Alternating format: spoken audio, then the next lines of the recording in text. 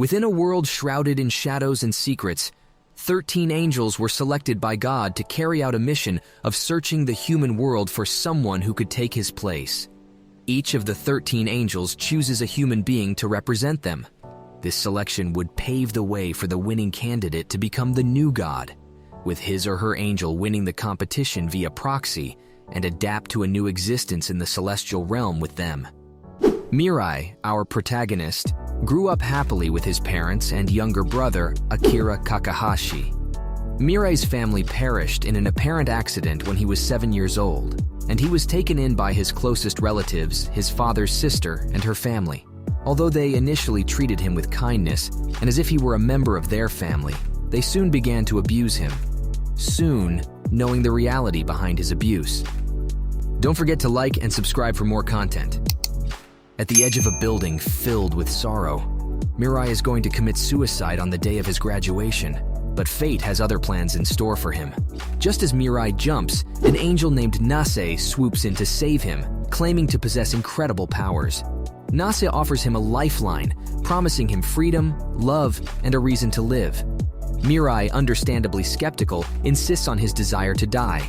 However, Nase grants him a set of mind-blowing supernatural abilities. He now has wings, and he can make anyone fall in love with him using the red arrows. As Mirai explores his new abilities, Nase reveals a shocking secret hidden by Mirai's own family for years. Determined to uncover the truth, Mirai confronts his family and demands answers. Mirai, determined to change his life, decides to go to school. Little does he know that he's about to encounter a major player in the god candidate race, Metropolitan. This self-proclaimed hero captures the attention of the police and gains widespread popularity for his heroic acts. Metropolitan announces himself as one of the 13 candidates vying for the position of god. He proudly shares his recent accomplishments, including taking down a robber and eliminating one of his enemies. The public rallies behind him, viewing him as a true hero. Mirai is now worried about the situation at hand and the danger ahead. But even then, HA decides to attend the opening ceremony at school, unable to resist his curiosity. On his way to school, Mirai has an unexpected encounter with an angel. This encounter raises even more questions and adds to the mysterious nature of Mirai's journey. April has arrived and Mirai is now a high school student. On the day of his entrance ceremony, as he heads to school, something extraordinary happens. Mirai witnesses an angel flying overhead, capturing his attention. However, things take an unexpected turn when Mirai's childhood friend, Saki Hanakago, shoots him with a red arrow of love. Mirai falls victim to the angel's trick and finds himself falling for Revel, the angel. He becomes willing to sacrifice his own life to protect Saki. Driven by his newfound feelings for Revel, Mirai decides to take down another god candidate, even if it means sacrificing himself. Meanwhile, the masked god candidate, Metropolitan, starts making his move, adding another layer of complexity to the already intense situation. And that's where episode 3 leaves us. The story continues to unfold with Mirai's emotional journey, the increasing threat of the god candidates, and the revelation of new challenges that lie ahead. Metropolitan, the masked god candidate, addresses the other candidates through a TV broadcast. He proposes a meeting to discuss who should become the next god and requests their assembly. However, not all the candidates are convinced by Metropolitan's words. Two god candidates, Metro Blue and Metro Yellow, show up at the meeting with skepticism, questioning Metropolitan's true intentions. The meeting quickly escalates into a rapidly shifting battle at Jinbo Stadium. The god candidates find themselves caught in a whirlwind of uncertainty and conflicting ideologies. Meanwhile, in the stands, Mirai and Saki, our protagonists, struggle to decide their course of action. The weight of the situation presses upon them as they grapple with difficult choices. As the situation becomes even more desperate, Mirai and Saki find themselves forced to make a pivotal and challenging decision that could change the course of their own lives and the god candidate race. After the harrowing incident at Jinbo Stadium, Mirai and Saki manage to escape without being identified as god candidates. The weight of their experiences bears down on them, and they find themselves hunched over, defeated, at Saki's home. Just when they think they are alone in their struggles, a mysterious figure named Nanato Mukaido reaches out to Mirai and Saki. Nanato reveals himself as another god candidate and delivers a shocking message. Metropoliman must not become the next god. Nanato proposes a daring plan to confront Metropoliman together. But before revealing the details, he makes an unusual request. He pleads with Mirai and Saki to shoot him with a red arrow. The request leaves Mirai and Saki perplexed, raising questions about Nanato's true intentions and the complexities of the god candidate race. The trio faces a pivotal decision that could shape the future of their own lives and the course of the divine competition. Girl A, a notorious serial murderer, escapes from her confinement. Mirai's group, using their sharp instincts, deduces that Metropoliman orchestrated her escape to lure out other god candidates. Fueled by his strong moral compass, Mirai despises Metropoliman's willingness to play dirty and use any means necessary to secure his position as the next god. As the situation escalates, the first victim is discovered at the Grand Tower in the heart of the city. Determined to put an end to Girl A's reign of terror, Mirai's group takes a bold stance. United by a common goal, Mirai, Saki, and Mr. Mukaido join forces, devising their own plans to stop the infamous serial killer. Meanwhile, lurking in the shadows, Metropoliman silently observes the unfolding events. His motives and intentions remain shrouded in mystery, adding an extra layer of suspense to this gripping narrative. With tensions running high and the lives of innocents at stake, Mirai's group must act swiftly to prevent further tragedies and bring justice to Girl A. The tension reaches its peak as Metropoliman's true nature is unveiled. Mukaido and Mirai attempt to reason with the deranged Metropoliman, but their efforts fall on deaf ears. It becomes apparent that a direct confrontation is inevitable, leading to an epic clash between the two sides. Mirai surprises both his opponent and the audience with his remarkable skills and determination. Despite Metropoliman's menacing presence, Mirai displays an unexpected level of competence, captivating viewers with a breathtaking battle. Metropoliman is eventually cornered by Mirai and Mukaido, but he escapes at the last moment. However, there is quite a difference between both of them. Mirai's behavior, oscillating between strength and vulnerability, continues to be influenced by his past traumas. Meanwhile, Metropoliman's cunning intellect keeps him one step ahead of the rest, making him a captivating figure in this intricate narrative. Saki, who was unable to participate in the fierce confrontation, becomes increasingly disturbed by something weighing heavily on her mind. In a startling turn of events, she turns to Mirai and asks him to end her life. The revelation leaves Mirai questioning why an ordinary and kind-hearted girl like Saki was chosen to be a god candidate. He goes on to find out more information into the Saki situation. After finding out some hard truth, Mirai confronts Saki, urging her to make a pivotal choice that could alter their destinies forever. Meanwhile, the enigmatic high school student, Kaneda Uryu, also known as Metropoliman, lurks in the shadows, plotting his next move. The fates of Mirai, Saki, and Kanade intertwine, paving the way for a captivating continuation of their journey to become god candidates. In this episode, a new god candidate emerges, setting a cunning trap for Mirai and his companions. This enigmatic candidate, known as Hajime Sokatani, possesses not only wings and arrows, but also wields swords with a striking appearance characterized by his long hair. Hajime's past has been marked by tragedy, leading him to idolize Metropoliman, a stark contrast to his own character. Driven by a deep desire to serve Metropoliman loyally, Hajime targets Mirai and his companions, determined to eliminate any obstacles in his path. To achieve his goal of becoming Metropoliman's devoted servant, Hajime sets his sights on a specific location, where he believes he can confront Mirai and his companions head-on. Mirai and the others must navigate this dangerous encounter with Hajime, whose tragic past fuels his unwavering devotion to Metropoliman. Mirai and his companions find themselves embroiled in a high-stakes battle that will test their resolve and shape their paths as god candidates. Mukaido's wife and daughter become hostages of Hajime, plunging him into a desperate situation.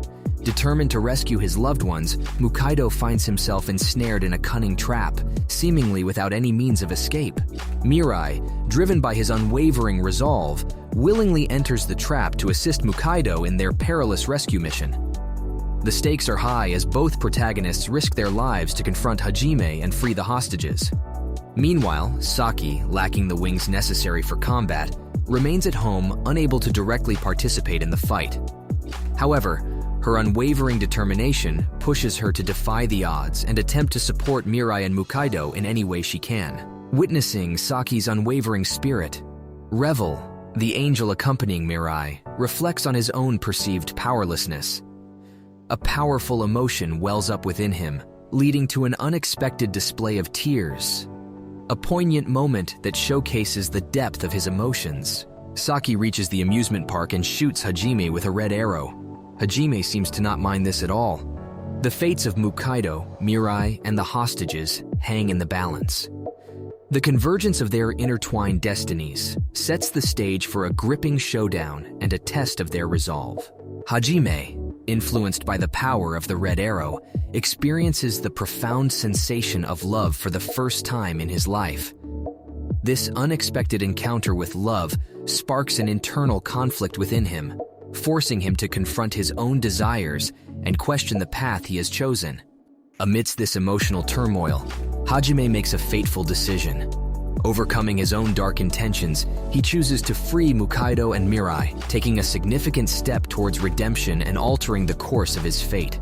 Metropoliman, seeing that Hajime is disobeying him, immediately reaches the park with his team to set things straight. The unthinkable happens when Saki, Mukaido, and Mirai shoot each other with red arrows so they can't be shot by anyone else. Immediately, the theme park turns into a war zone. Meanwhile, Kanade, a formidable god candidate, reveals a hidden trump card that he has been keeping concealed.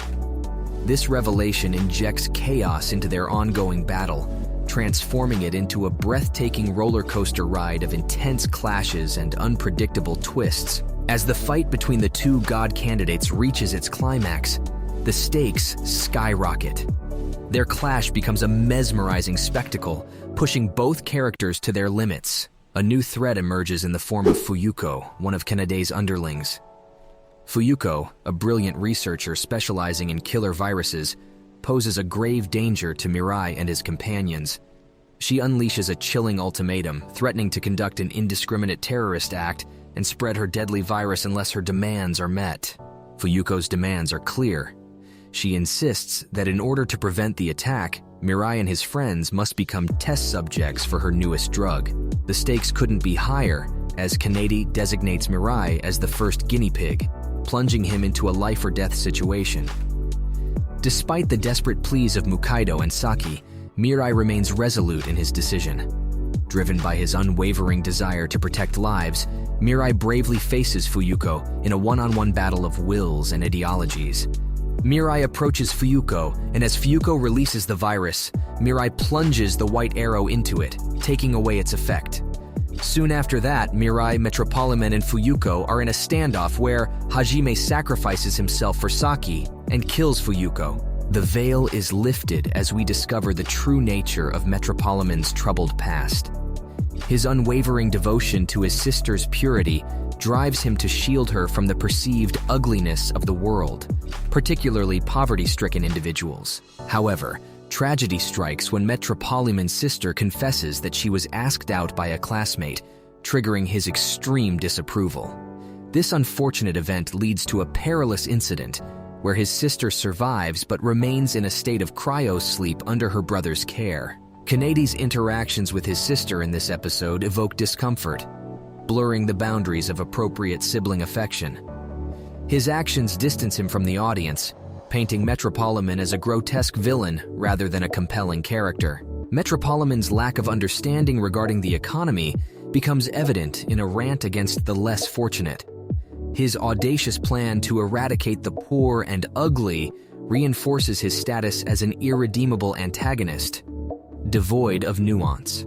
There is a tense confrontation between Mirai and Metropoliman, offering little opportunity for the characters to take substantial action. The long-standing conflict between Metropoliman and Mirai reaches its climax. Outplayed by Mirai and cornered by the other god candidates, Metropoliman finds himself defenseless. Bound and blindfolded, his arrogance dissipates as he faces his imminent demise. In a gripping turn of events, Metropolimon's once haughty demeanor crumbles as he begs for mercy from Mirai and Saki. Despite his pleas, they remain unmoved, choosing to ignore his appeals. Weakened and wounded, Mukaido musters the strength to take action. A poignant moment unfolds as he aims a machine gun at the defenseless Metropolimon. The scene is both ironic and satisfying, revealing the vulnerability of a man who once wielded power. Unfortunately, Mukaido meets his end as well. Struggling with illness and the aftermath of the battle, he succumbs to critical condition, leaving a void in the hearts of viewers. Mirai and Saki rush him to the hospital, his wife bidding him farewell with a poignant gesture. Mukaido's poignant final scene speaks volumes about his character. Despite his impending death, he accepts his fate with courage, exemplified by his wife tenderly placing his last cigarette in his mouth. This encounter leaves intriguing questions about what lies ahead. The revelation of a hidden red arrow within Metropolimon raises curiosity. In the aftermath of Nanato's devastating loss, our core characters attempt to move forward amidst the grief. However, things are complicated by Saki's lingering influence from Mirai's red arrow. Mirai finds himself uncertain about Saki's true intentions, constantly questioning whether her words are genuine or influenced by the arrow. Despite the doubts that plague Mirai's mind, Saki's sincerity is genuinely towards him. A stark contrast is evident when comparing her authentic emotions to the artificial ones induced by the red arrows. It becomes clear that the arrow merely serves as a catalyst for her to express her true feelings. Unfortunately, Mirai's fragile mental state prevents him from fully grasping this reality. As a significant midpoint in the narrative, the focus is shifted to the meeting of the remaining angels. With half of the god candidates eliminated, the angels convene to assess the situation at hand. This gathering unveils the remaining 3 angels, shedding light on their presence and offering initial impressions of the remaining candidates. Amidst the unfolding events, Susumu's character takes center stage as his backstory is revealed in a brief but impactful manner. As our second grade schooler grappling with thoughts of self-harm, he marks a potential foil to our reluctant hero, Mirai. While his initial portrayal may seem simplistic, his excitement at witnessing Mirai's confrontation with Metropolimon hints at a deeper layer to his character. It is revealed that he was the one who shot Metropolitan with the red arrow. Mirai, watching this on TV, is shocked and worried. Could this kid be the most dangerous candidate yet?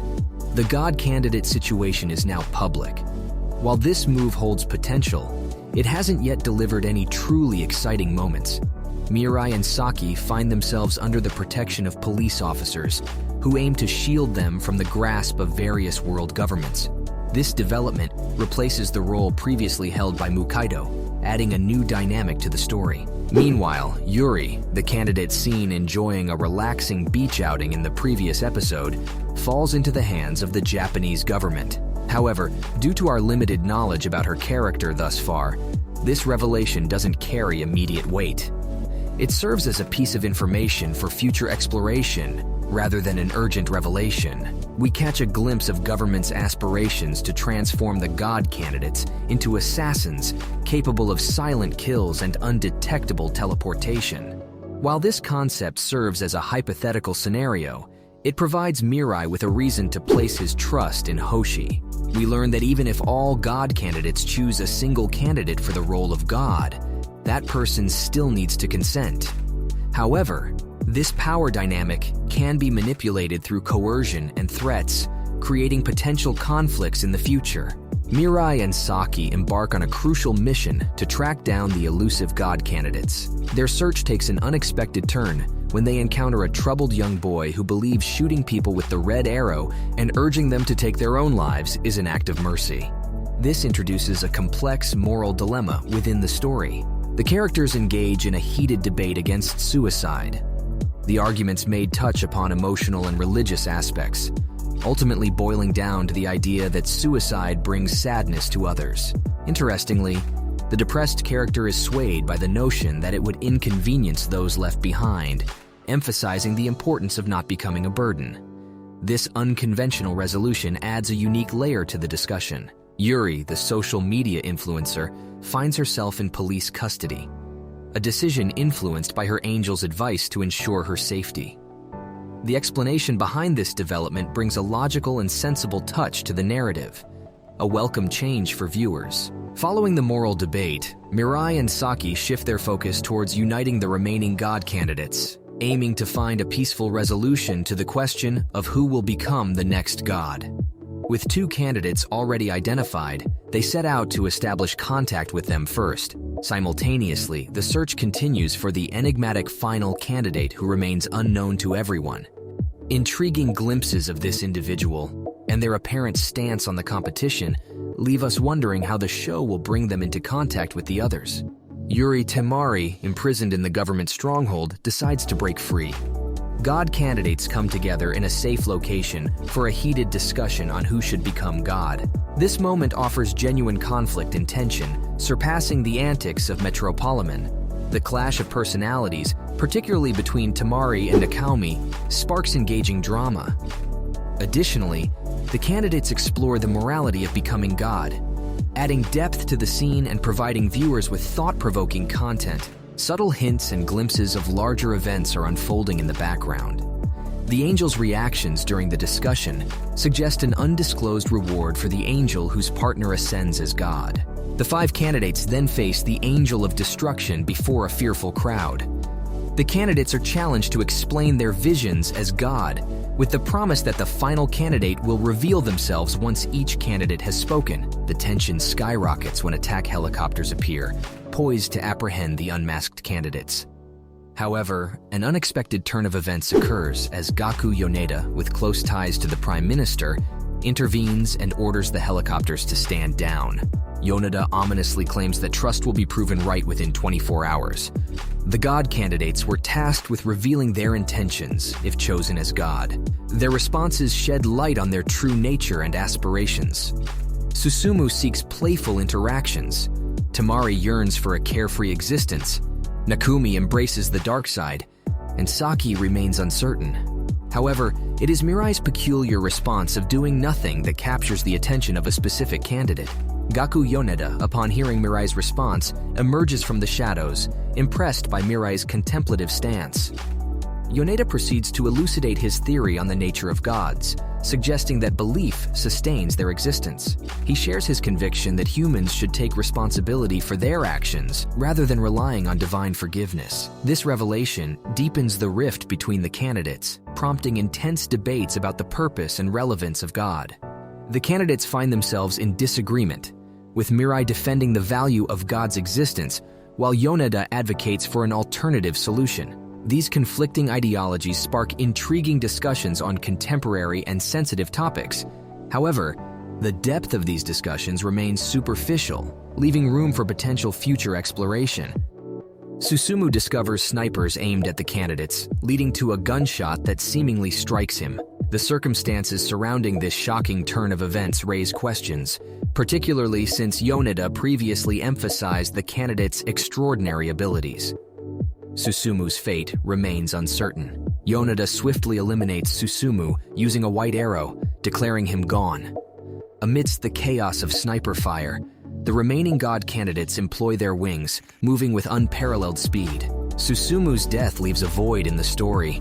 His introduction sparked anticipation, offering a glimpse of the story's next chapter. While his role in revealing the existence of god candidates made an impact, a captivating conversation between Yoneda and Ogaro takes place. Through coercion, Yoneda compels Ogaro to disclose the identity of the special rank angel among the candidates, Nasa. In a shocking twist, Ogaro reveals that Nasa possesses a remarkable ability to interact with objects in the human world. This revelation prompts reflection on previous events. There was quite a lot of significance of Nasa's power and its crucial role in Mirai's survival. The mundanity of Nasa's power has concealed its true significance until now. As this information surfaces, questions arise regarding its impact on the future trajectory of the story. Amidst these revelations, intriguing details hint at clandestine actions unfolding in the background of Platinum End. A police officer aligned with Mirai is shot by his own partner using a red arrow. Meanwhile, Mirai and his companions seek refuge in a more secure facility, contemplating their stance on assuming the role of God.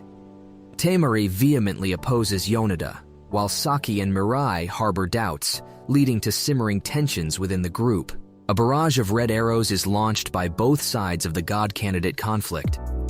Mirai employs the power of the red arrow on his police officer allies, granting them wings for the upcoming confrontation with Yoneda. Meanwhile, Yoneda and Nakomi employ red arrows on various individuals, manipulating crucial events in the Japanese government and gaining new insights into the minds of the suicidal. Yoneda successfully gathers all the candidates in a secure location. There he unveils his sinister plan to eliminate them all, ensuring there will be no god to choose from. His scheme involves killing Temari, Mirai, and Saki first, followed by a mutual demise with Nakomi using white arrows. Although Yoneda acknowledges flaws in his plan, they become secondary to the pivotal moment where he firmly places himself in direct opposition to Mirai. Their clashes thus far have been through words, seeking a compromise in their ideals. However, Yoneda's actions now declare that compromise is no longer an option. Yoneda and Mirai engage in a one-on-one conversation after sending away the other candidates. Little does Mirai know that this plays right into Yoneda's hands. The cunning scientist has a devious plan in motion, determined to make Mirai submit to his will, no matter the cost. 3 girls find themselves locked up and restrained by Nakomi. Nonetheless, the stage is set for Mirai, facing off against the formidable Yoneda in an immensely compromised position. Yoneda explains the rationale behind his opposition to the existence of a false god.